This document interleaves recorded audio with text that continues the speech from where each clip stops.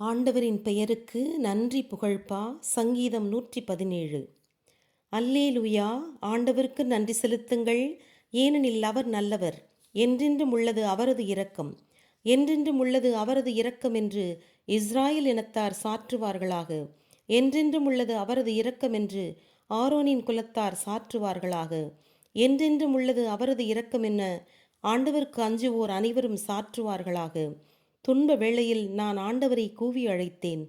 ஆண்டவரும் என் மன்றாட்டை கேட்டு எனக்கு விடுதலை அளித்தார். ஆண்டவர் என் பக்கம் இருக்க நான் ஏன் அஞ்ச வேண்டும்? எவன் எனக்கு என்ன செய்ய முடியும்? எனக்கு துணை செய்யும் ஆண்டவர் என் பக்கம் உள்ளார். சிதறுண்ட என் எதிரிகளை நான் ஏளனத்துடன் நோக்குவேன்.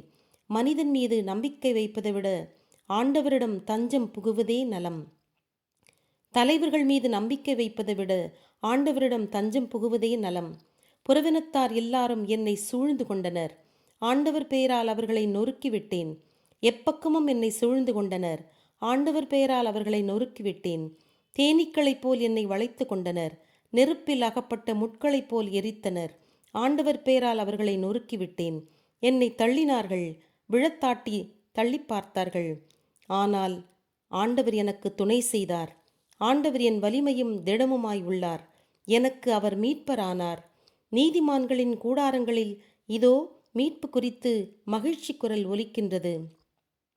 ஆண்டவரது வலக்கரம் வலிமையாய் செயலாற்றியது. ஆண்டவரது வலக்கரம் என்னை நிலைநிறுத்தியது. ஆண்டவரது வலக்கரம் வலிமையாய் செயலாற்றியது. இருந்தொழியேன், உயிர் வாழ்வேன்.